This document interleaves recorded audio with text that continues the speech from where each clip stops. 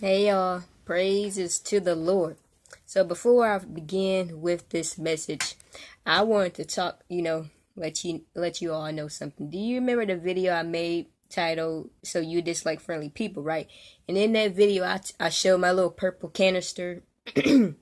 However, fair, still new and stuff. I was liking it. Keep my drinks cold up to 24 hours and beverages hot up to 12 hours. Well, guess what, y'all? It has a dent in it. I don't know if you all could see that. I don't know. Right there. Yeah. It has a little dent, y'all. Now I hold myself accountable for that, being moving too fast and, it falling. But even in the midst of that dent, I make the best out of it, y'all. I really do, you know. So I'm gonna call this, it's my little battle ready thermos is what I'm gonna call it. Like when you go into battle, you have battle scars and stuff, y'all. Yeah, I'm gonna call it that. I'm making the best out of it. I'm still using it though. Okay. I tried to look up ways on YouTube in which you can remove dents from canisters, and I found some things. But because this is a double walled canister, meaning there's an interior and an exterior portion of to the wall, it's kind of hard to remove a dent from the exterior. So I'm kind of stuck like that until I figure something out. Point being, the show still go on, okay? So, hey, you gotta make the best of it. Okay, so I wanted to speak of a few things. I don't know if I'm going to break this down to two videos. I don't want the video to get too long. Anyway, so I am going to be speaking on some things that have been occurring. Y'all, I'm so happy for some of the brethren that I've been witnessing to as far as taking a stand and being able to be bold, being able to confront Jezebel and not running from Jezebel, but fighting. And it was just witnessing to those things that have strengthened my faith in being able to stand and continuously fight. Sometimes how the word says we bear the burdens of one another as brothers and sisters. Well, sometimes it takes the example of someone else to, help in strengthening your faith and being able to do what you need to do. And I'm very grateful and appreciative of it.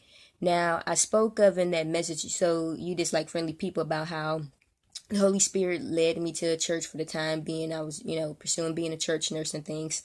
Some things I mentioned how I wanted to discuss when it came to church, and this stuff can happen even out of church, but I think it was just beautiful for me to actually witness to this actually occurring in a church. I've never been in this type of atmosphere in which I've witnessed to this stuff actually firsthand, involving a pastor and things. Now, I'm going to be wise about the things I talk about, not out of fear, but, just wisdom. Certain things you just don't want to speak of on a public forum. So bear with me. Being bold and confronting Jezebel, there have been some things that have been going on within the church that I was attending. When I originally went there, I didn't know why the Lord wanted me there, because I was one of those people. I spoke of my experiences when it came to church, the channel. And I remember asking the Lord, you want me in a church? And, he may make a difference. And I'm like, well, how can you really make a difference in a church? What is it that he wants me to do? What is it that he will even allow me to do in the church, or where I can even have an impact in some way? Well, being at the church, I had the opportunity to witness more. The longer I stayed there, the more I was able to see why he even wanted me there to begin with, because you can help in the smallest of ways, whether you're praying, whether you're counseling, whatever it may be. And I had been witnessing to some drama unfold. Now, drama is everywhere. It's not necessarily just in the church. I say that because a lot of people discriminate and talk about church. Here's hypocrites in the church. It's hypocrites outside of the church. I've been a part of the out of church movement. I've been a part of the in church movement. I witnessed the hypocrites everywhere. It's all about you having to make the willful decision to follow Christ. So keep that in mind. It's not, don't just discriminate against people in church. There are a lot of bad people in church. There's a lot of bad out of church. So, be mindful about that and don't be, try not to be hypocritical about it, I should say.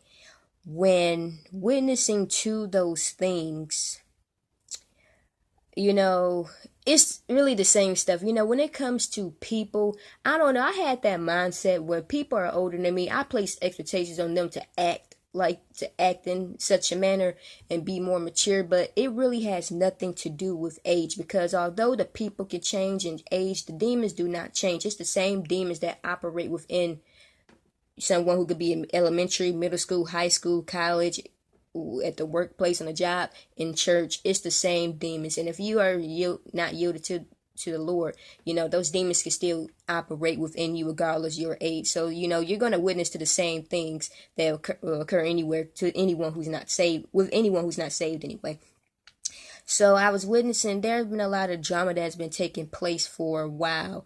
And, of course, when you don't have to agree with people, that is completely fine. But it is about how you go about doing things and continuously doing things.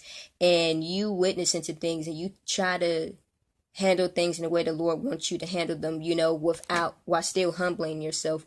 So I've been witnessing to a lot of drama taking place, a lot of negativity taking place, a lot of lies, a lot of manipulation, a lot of accusations going on, a lot of protesting within the actual church, people passing out different things. And,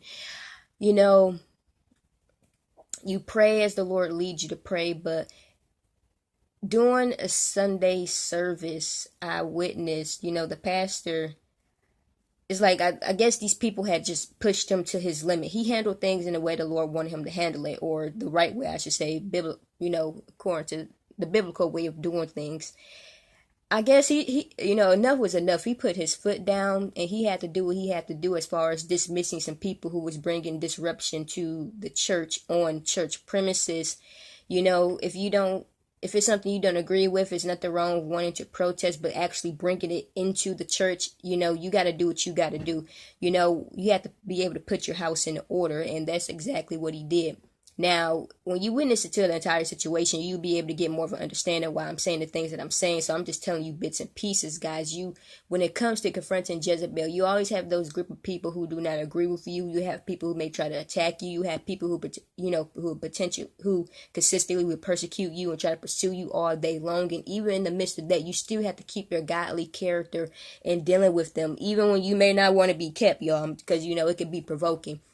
You do have to surrender that stuff to the Lord and then confront the enemy in godly boldness and to witness to the pastor actually taking a stand, because it's not often that you see a pastor do that. Sometimes pastors will give up, they will go away, they'll leave their position because they can't handle the persecution that comes from the congregation or that comes from people, because they're busy trying to be a people pleaser, where we as have to be.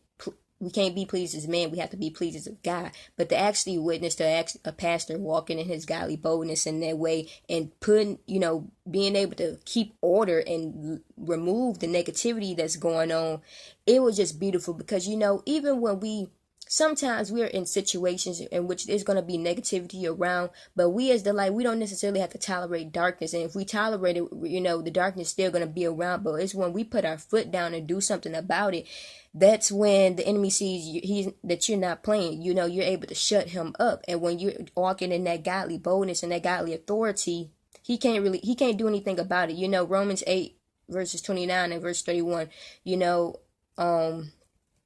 all things work together for the good of those who love God, and if God is for us, our enemies can't be against us. And I was just happy to see that, and being able to see that face to face has been really strengthening me within my own battles when it comes to fighting the enemy.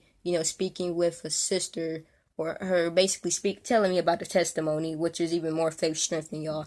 The enemy has been very upset, and I could care less if he's upset, Don't let persecution stop you from being faithful to the Lord. Do not let persecution stop you from being able to lay down your life for the Lord and taking a stand for the Lord. Even if it means you have to experience some attacks every now and then. Because, you have to fight. Sometimes when you have to fight for your freedom. You have to fight for your liberty. Trusting in the Lord. Resting in the Lord as he's leading you to do things. But, it has been faith strengthening to me within my own walk, within my own journey, y'all. The enemy got upset at me today, and I could care less that he got upset.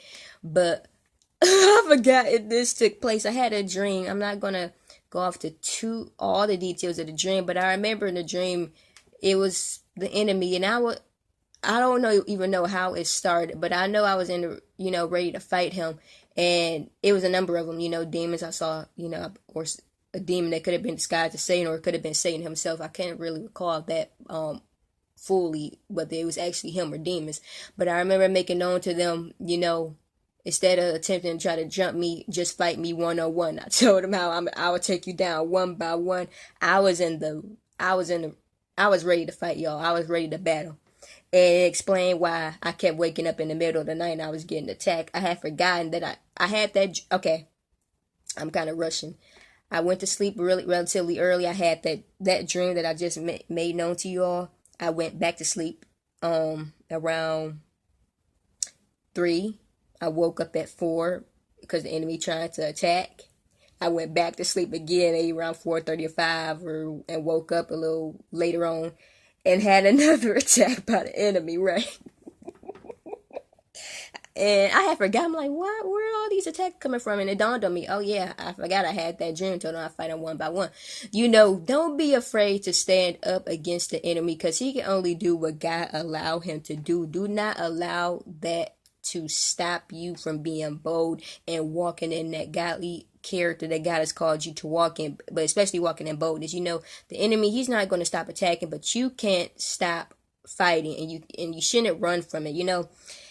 And it was just faith strengthening, listening to all these things, witnessing to all these things. And I'm like, okay, this is exactly what I needed. Don't be afraid to put the enemy in his place. Sometimes enough is enough, and you have to do what you have to do, y'all. So I'm just very thankful and grateful for that. I mean, you learn lessons as time goes on. Sometimes your mind may understand something, but your heart may not understand it. So you may have to go through a lesson for your heart to get it.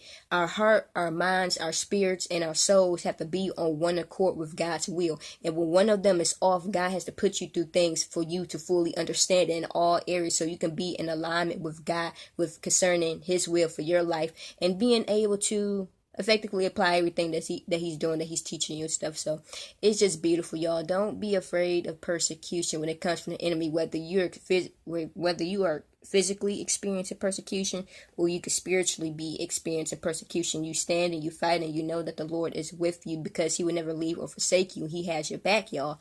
He really do have your back. This is why you really have to rejoice and just give Him praise. Thank God for His faithfulness, y'all. Woo! It was beautiful witnessing to that. Because when you shut the enemy up, he shuts up. He sees that you're not playing around. And you're showing it in actions rather than just words, So yeah. Put the enemy in his place. Shut him up. He can only do what the Lord allowed him to do. I'm telling you, there was some more stuff I wanted to talk about. I was going to talk about in this message, but this video kind of getting a little long. So I'm going to cut it off here, y'all. I thank you all for listening. Continue to fight. Continue to be bold. Continue to walk in your godly authority and walk in the peace that the Lord has called you to walk in, guys, within our liberty in Christ. And thank you for listening. Much love and God bless.